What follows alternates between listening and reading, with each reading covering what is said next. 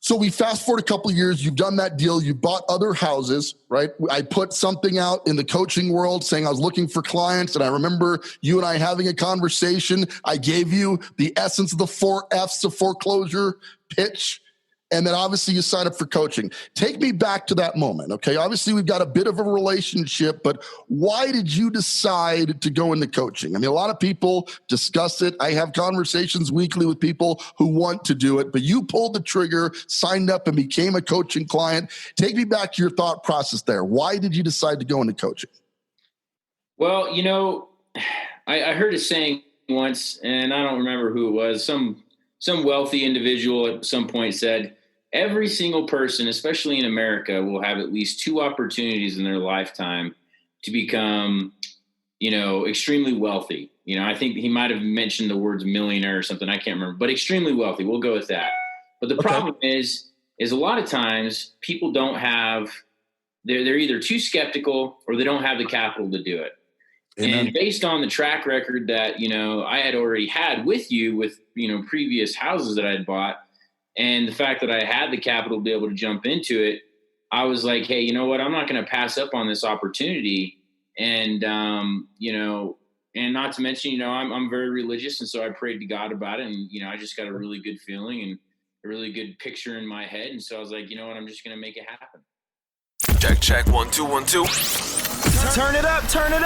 Welcome to the Foreclosure Deals Coach podcast. The tides are turning. The time is now. Your home for the mindset, methodology, and tools needed to invest in foreclosures. Don't you dare buy a house. Buy a deal. You need to get into this right now. Yeah. And now your host, the Foreclosure Deals Coach, Donny Corum. Hello, and welcome back to the Foreclosure Deals Coach podcast. I am your host and Foreclosure Deals Coach, Donny Corum. Oh, wow. What I love is they're so consistent. Like sometimes it's like the same sound. Have you ever noticed that with the audience? I mean, they're just, they've got very good projection and they're very consistent with how, they put their voices out like there. One lady though that I can hear like every time, so I don't know. Anyway, all right, let's move on from there. I'm super excited about today's show. We're going to talk about our guest here in a little bit, but as always, introductions must be given to my executive producer and main man, Mr. Jonathan Winston. What up, Jay? Hey, we're here, man. This has been an episode that has been a while in the making, so I'm excited that we get to talk to Thomas today, and I feel like our listeners are going to really enjoy it. Personally, I just had like a really good taco dinner. So, just want to be random like I usually am. That was extremely random. Yeah. But you just pulled the taco thing from completely out of left field. That's just incredible. But we're here now and we're about to get going. So let's do it. Let's do it. All right. Hey, listen, this guest, guys, we have guests on the show periodically. And as you guys know, I am the Foreclosure Deals Coach. A big part of what I do is coach individuals to help them through their first deal. Now, the thing about it is there's a lot of real estate gurus out there, okay? But the reality of most gurus, with the exception of the very top and elite, is they don't have as many success stories perhaps as they would. Some people are just getting started. Some of them are not good at their job at all. And there are other quote unquote real estate gurus / coaches that shooting straight with you are just kind of out to take your money. And I pride myself on the side of the business where I'm meeting and interacting with people who actually become successful in real estate. And today we have the honor and privilege of having Mr. Thomas Jaussi on the show. What's going on, Tommy? How's life, man? Hey, Donny, how's it going? Hey, I appreciate you having me on here. Life is going great. I really can't complain. I've been extremely blessed. And, hey, the Foreclosure Deals Coach has been, a great program for me so far. So, yeah, excited to be here. Absolutely, man. Hey, thank you so much for coming on. Let's go back in time a little bit. Let's talk about how you and I met many, many years ago. So prior to being a Foreclosure Deals Coach, I was specializing in selling foreclosures. Shockingly enough, that's how this whole thing came about. So how do we meet, man? I believe you must have saw one of my foreclosure ads many years ago. Do you recall how you and I got that first interaction? Oh, gosh. Well, let's see. So I was just PCSing from Fort Bragg, North Carolina to Colorado Springs. Okay. And I was looking for a house. Obviously, I was staying. My wife and I were staying with my parents because we're obviously just getting to the state. And I was looking at something online, probably your ad there, and you called me because obviously I put my information in. You called me, and at first I was like, I don't want to talk to this guy. Literally wanted to get I off get most the of the time, phone. to be honest with you. Yeah. I just wanted to get off the phone, but you kind of said some things that made sense, and so I booked a meeting with you, and then you showed us some houses, and I think you've been my realtor ever since. So. Absolutely. And it's funny because I remember that phone call distinctly, and because we built such a relationship years after that. But yeah, I mean, it was really kind of I'm not sure I want to talk to this guy. I'm not sure I want to do this, but time progressed. We bought a stellar deal from what I recall way back in Widefield area of Colorado Springs, Colorado. And I don't remember the exact numbers. It's not super relevant right now, but I'm pretty sure you guys did well on that first deal, right? Did you do okay on the back end of that? Oh, we did phenomenal on the back end of that deal. And I remember the first thing you said to me was you were like, because this was going to be a home of ours, but you were like, hey, look, I'm not going to let you buy a home. I'm going to make you buy a deal. Yeah. And, that stuck with us. And yeah, I mean, I think we made like 70 grand off that first deal. And that was our first house that we had ever bought, so. Ladies and gentlemen, we know Donny. I hate to pat myself on the back. You see what I'm saying? But I remember this part. Your wife, you got a picture of your family, beautiful family right there behind you. And I want to talk a little bit more your background and why you did this. But I distinctly remember having a conversation with Kayla, and we were walking into this house that was, let's just say less than desirable, which a lot of foreclosures are. But I knew it was a great deal. And I distinctly remember her saying something to the effect of, I hate you. I hate this house. The only reason I'm doing any of this is because Tommy says it's a good idea, and I'm going to go with his plan. I know it ended well in the end, but I remember going, man, this had better work out because, she's small but mighty. I was really afraid your wife's going to kick my ass. Legitimately. She's a small woman, but I promise you she could have taken me because I was scared to death. So yeah. I'm glad it worked out because I might not be here with you, otherwise. There was a shot she would have taken me out. Yeah. With that being said, so we fast forward a couple of years, you've done that deal, you bought other houses, right? I put something out in the coaching world saying I was looking for clients, and I remember you and I having a conversation. I gave you the essence of the 4 F's of foreclosure pitch, and then obviously you sign up for coaching. Take me back to that moment, okay? Obviously we've got a bit of a relationship, but why did you decide to go into coaching? I mean, a lot of people discuss it. I have conversations weekly with people who want to do it, but you pulled the trigger, signed up, and became a coaching client. Take me back to your thought process there. Why did you decide to go into coaching? Well, I heard a saying once, and I don't remember who it was. Some wealthy individual at some point said, every single person, especially in America, will have at least 2 opportunities in their lifetime to become, extremely wealthy. I think he might have mentioned the words millionaire or something. I can't remember, but extremely wealthy. We'll go with that. But the problem is a lot of times people don't have, they're either too skeptical or they don't have the capital to do it. Amen. And based on the track record that, I had already had with you with, previous houses that I had bought, and the fact that I had the capital to be able to jump into it, I was like, hey, you know what? I'm not going to pass up on this opportunity.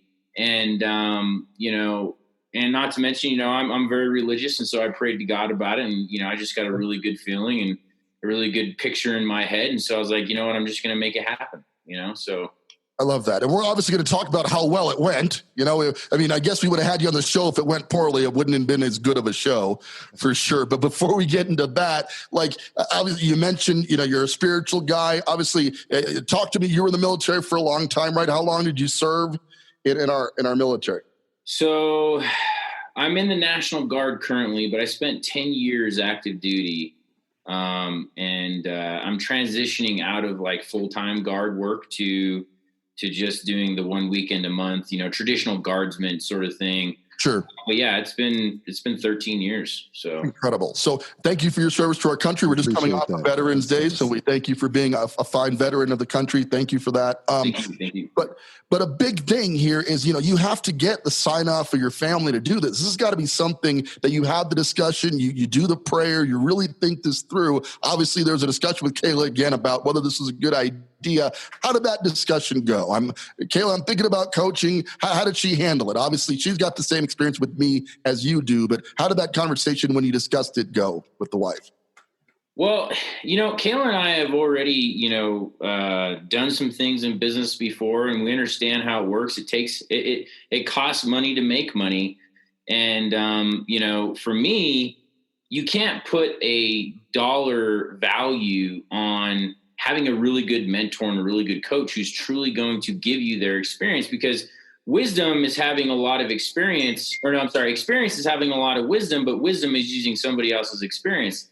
And I wasn't going to pass up the opportunity to work with somebody such as yourself who has been so successful. And again, when I prayed to God about it, I was just like, hey, this is it, and there's other things, like I've read books and I've listened to audios, and they all tell you, that you just need to take action and make it happen, Absolutely. And you got things like, Earl Nightingale and the seed, right? I mean, he talks heavily about, hey, if that seed be a good thing, it's going to grow and manifest itself. And during my prayer, I got the distinct picture of just that. So, it was a phenomenal deal. And I said, hey, let's just jump on it and make it happen. So I love that you're a spiritual guy, and I love that, prayer was a part of the process.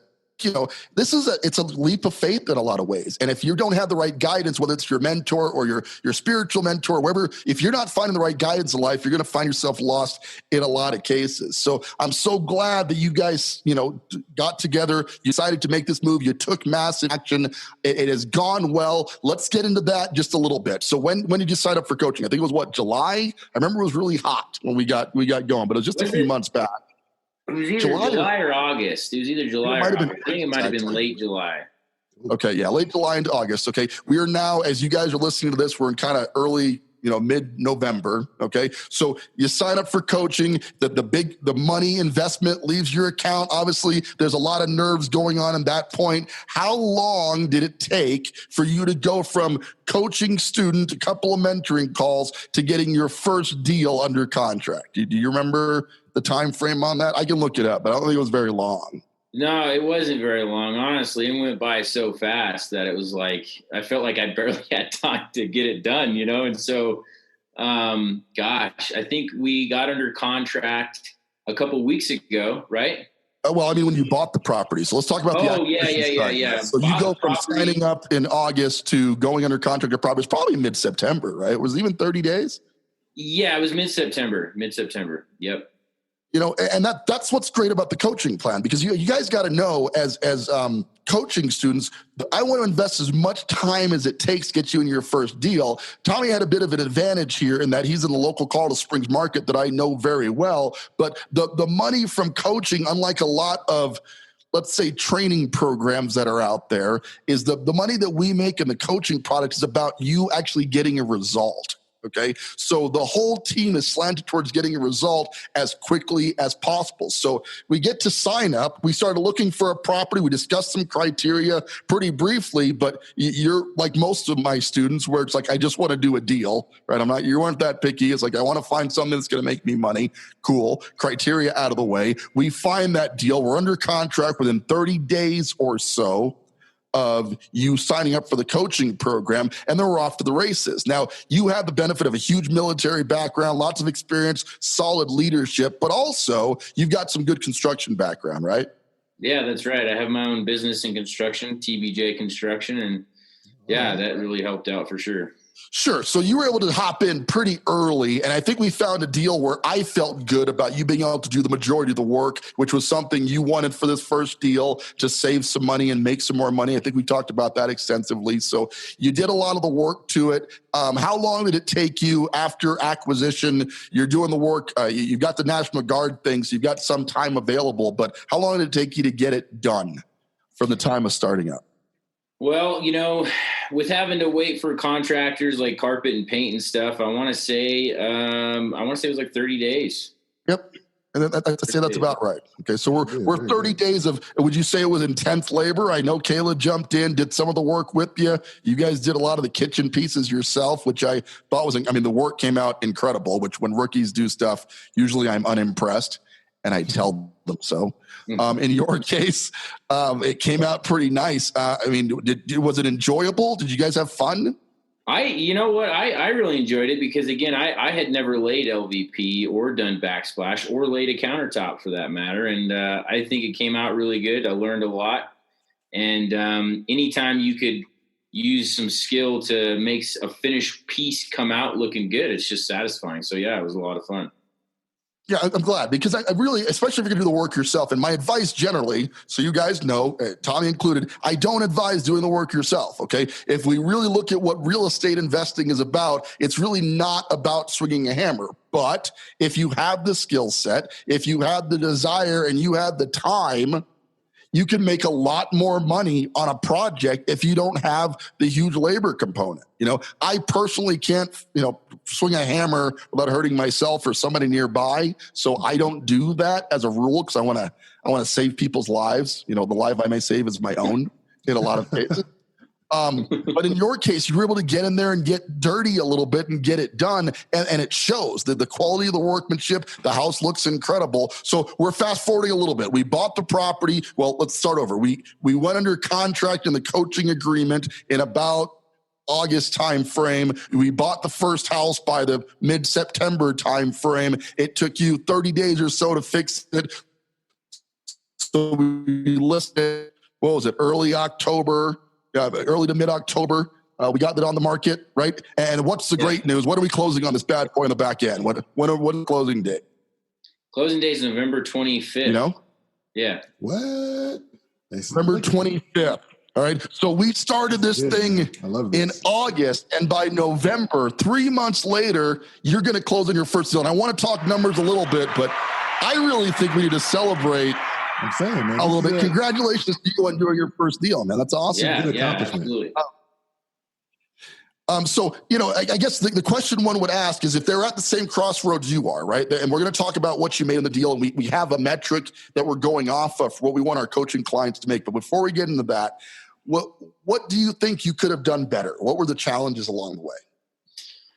Well, organization for me was key. I definitely underestimated the time frame. I wanted to get that thing done in half the time, but it just took a lot longer than expected with coordinating between contractors, with carpet and paint and, getting supplies and just that sort of thing. So organization, I think, would be key for me in the future. I definitely think I can cut that time down to 2 weeks with that particular type of job. So that would Donnie, cool. Sounds like Dia might have some competition coming with Thomas over here. Bring it.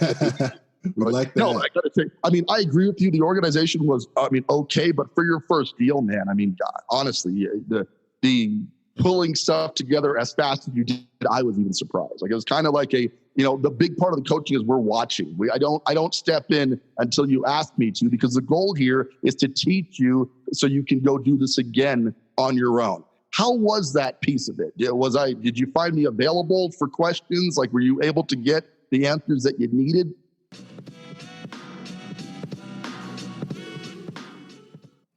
Hi, this is Donny Corum, your Foreclosure Deals Coach. It's important to have good credit when you're buying a foreclosure. A lot of people think you can come in with bad credit, but the fact of the matter is you need pretty stable credit scores to buy a foreclosure deal.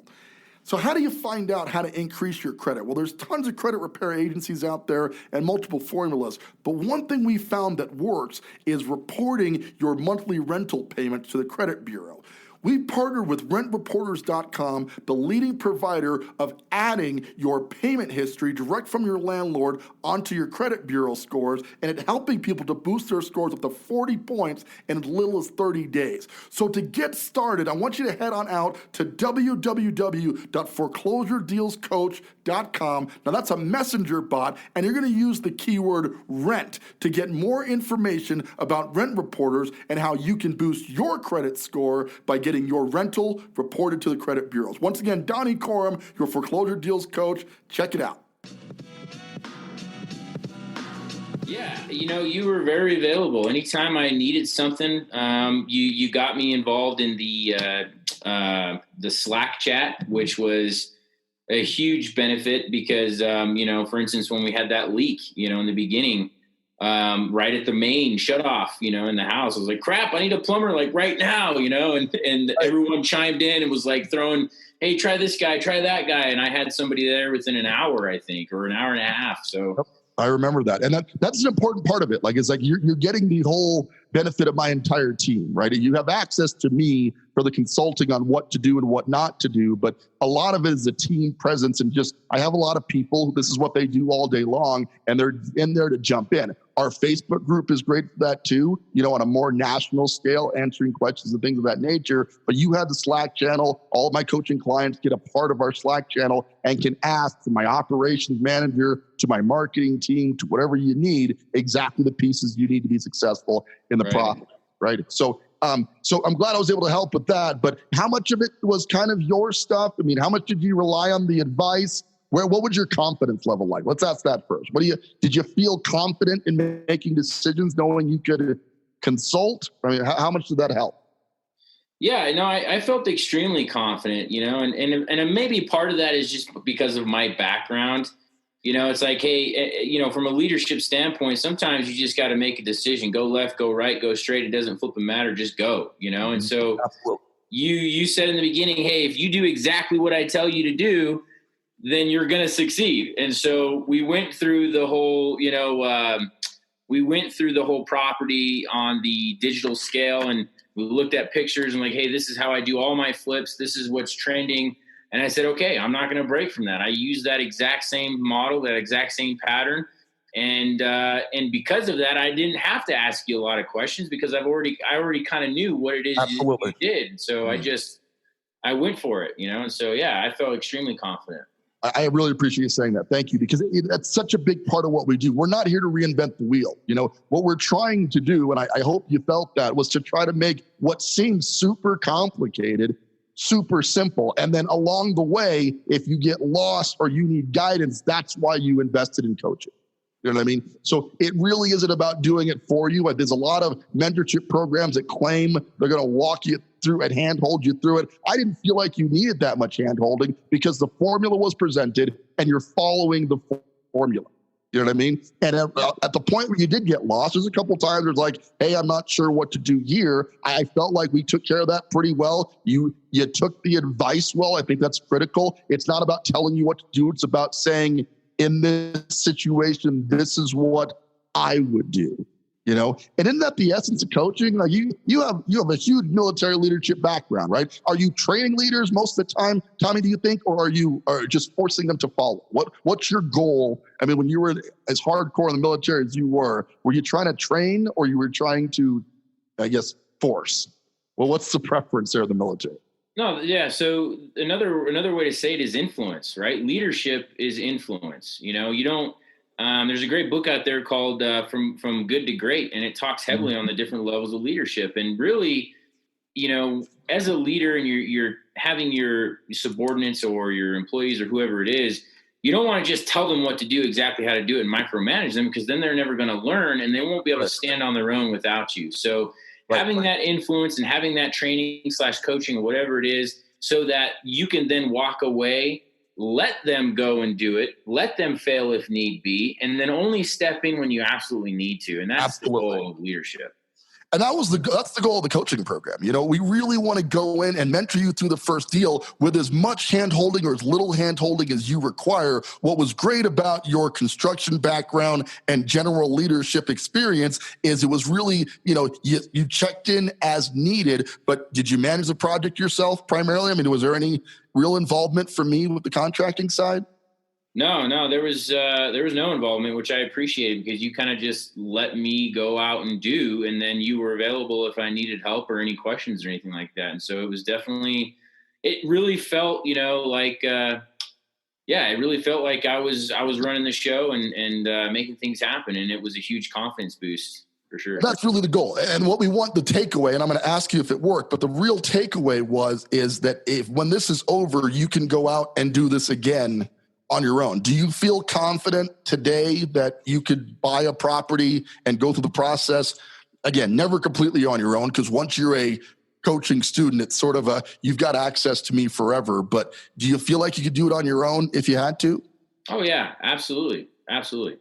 And that's the takeaway, And I think people who are on the fence about coaching right now should take stock in Tommy's story. And I just understand that if you decide to sign up for coaching, if you become part of our coaching family, we want to take you from a don't know anything about it, which is not really where Tommy ever was. He's got all the background in construction, to being 100% confident in a turnkey system that, if you want to, can provide for you and your family a source of income through flipping foreclosures forever, and that's really the goal of the entire product. So I'm glad you got that. I appreciate you saying that it worked out for you. Let's get into numbers a little bit. Okay. We bought a property in Colorado Springs, Colorado. It was on Winston Road.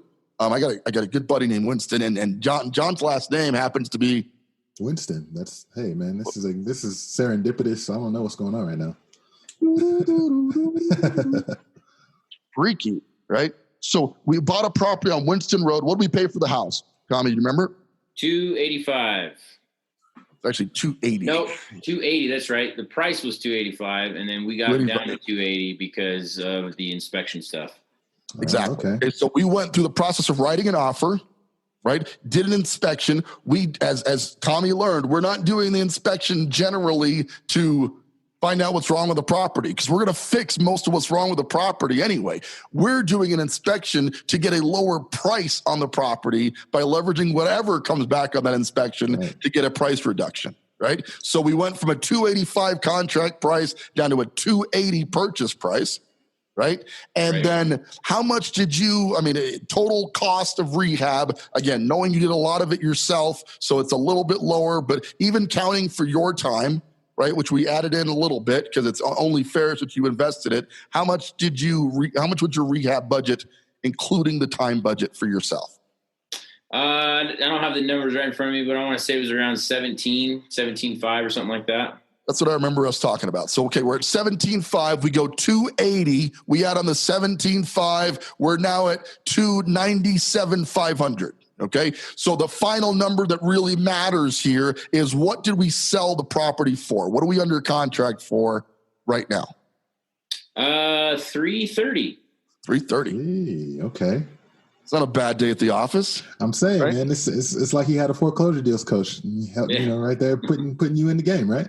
I'm telling you, it's weird having all that coaching stuff, and instead of spending months of evaluating various properties, we got this entire thing done starting in about August, from sign up to ending in about November, which is about par. The good news is you have a full access to your coach for 6 months with the coaching product. Okay. But if we get one deal done in that 6 months, that's okay. But I'm assuming as soon as this bad boy closes, which is about a week out, you're planning on buying another one, aren't you?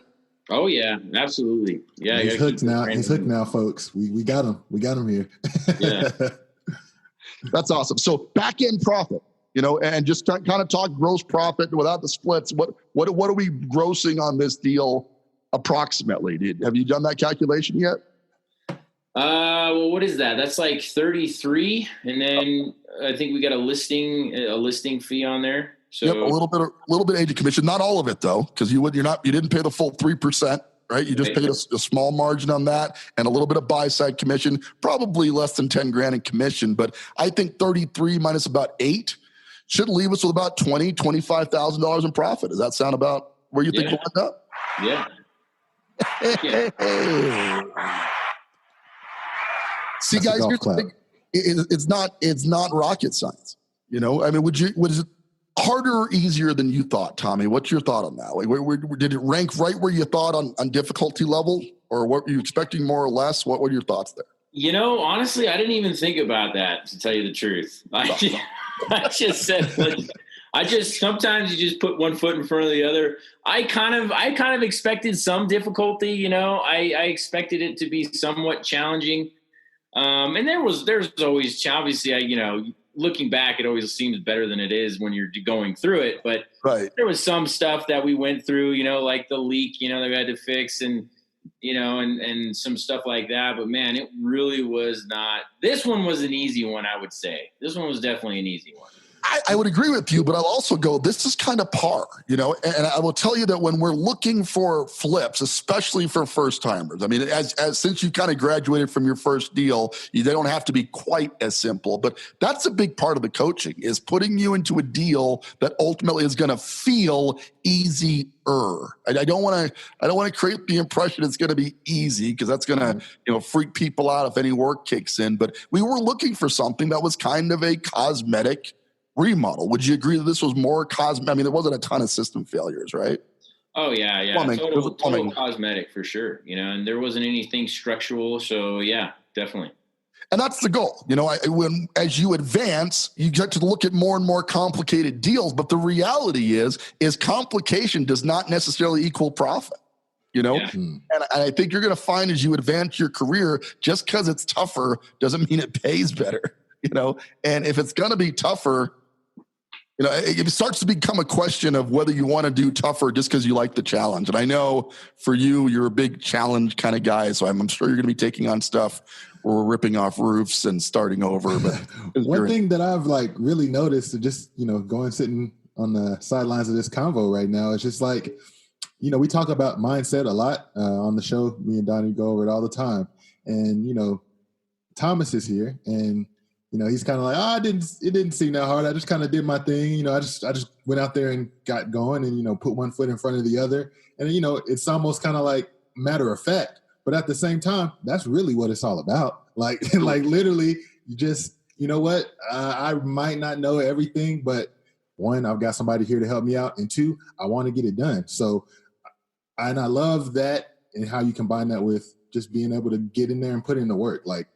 Those are a couple of things that I would want the listeners to take from this conversation for sure. It's just one, get out of your own way, get out there and do it, and then just do the work, man, and work with the people that you are associated with, and it'll probably turn out better than you could have hoped.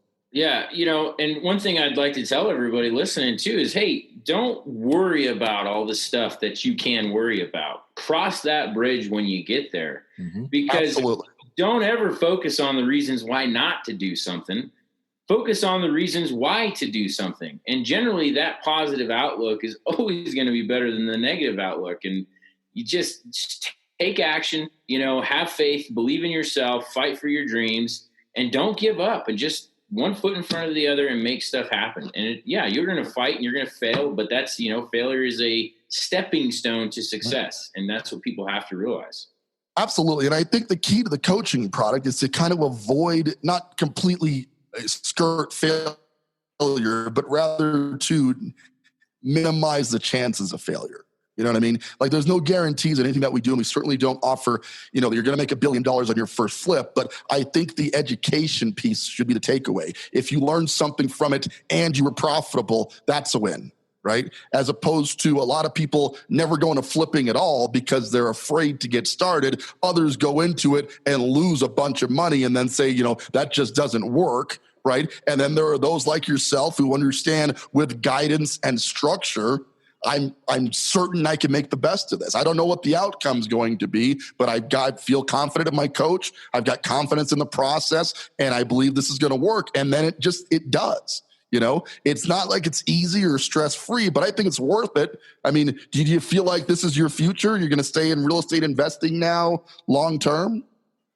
I mean, absolutely. I mean, me, Donnie, I've got big goals, big dreams. I'm not going to just sit idly by while I watch opportunity pass me away. So I'm going to make things happen one way or another. And I think this is a great avenue, and that's the thing too, is most entrepreneurs that really make it big, a lot of them do it through real estate investing, because, Robert Kiyosaki even says that. He says, hey, start a business, do what you got to do, but invest into real estate. You know what I'm saying? Invest the difference, invest the cash you make into real estate. So, I think it's a great avenue for people, and it's definitely going to be a good avenue for me. Well, I got to tell you, man, you're one of my prouder graduates from Deal Hunter Academy. You are officially donned a deal hunter. So congratulations. Welcome to the club. It's an honor to have you. Well, I guess one last question, because we're getting near the end of time here. Would you recommend Foreclosure Deals Coaching to somebody else? Like if you had a buddy, a friend, somebody out there, was it something you would tell other people to do? Absolutely. I definitely wouldn't tell them to do it on their own. I would definitely tell them to hire Donny Corum, because he knows exactly what he's doing and he's got the track record to prove it. So yeah, I would definitely recommend it. It means a lot, sir. I really appreciate it. Listen, we're not going to belabor any more time. Once again, this is Thomas Jaussi, his first deal. Congratulations on becoming a deal hunter. One last round of applause for Mr. Thomas Jaussi. Thank you, sir. I appreciate it. And listen, for those of you out there who are on the fence, first of all, join up on the Facebook group, the Foreclosure Deals Coach Insider. Tommy's an active member of the group there. He's in there. If you got questions for him, were you willing to answer questions for people if they got stuff on deals and whatnot? Absolutely. Yeah, so absolutely. Reach out to him. You can talk to him about his specific experience or get more insight on the construction side of the deals. With a general contractor's license, he's a wealth of knowledge, and we're expecting to have him back. Will you come back when you do your next deal as well? Can we chat with you again and just kind of keep this thing moving? Absolutely. Definitely. And I really appreciate it. All right, guys, with that, we're at the end of the time today. This is Mr. Thomas Jaussi, our new Deal Hunter Academy graduate. We're thanking you so much, guys, for tuning into the show. And once again, if you want to get started, check in the very show notes here. Join up in the Foreclosure Deals Coach Insiders group. Become a deal hunter yourself and get started. But listen, while you're out there shopping, you got to remember, like he was talking about on his first deal out there, we started from one very basic presence. We don't buy houses here at Foreclosure Deals Coach. We buy deals. So if you're going to go out there and find yourself, remember the countdown, guys. We're going to try to get this together, okay? Don't you dare buy a house, buy a deal. Want more of the Foreclosure Deals Coach? Hit subscribe and stay tuned for more of the mindset, methodology, and tools you'll need to invest in foreclosures. Visit foreclosuredealscoach.com and text DEAL to get a list of foreclosures in your area.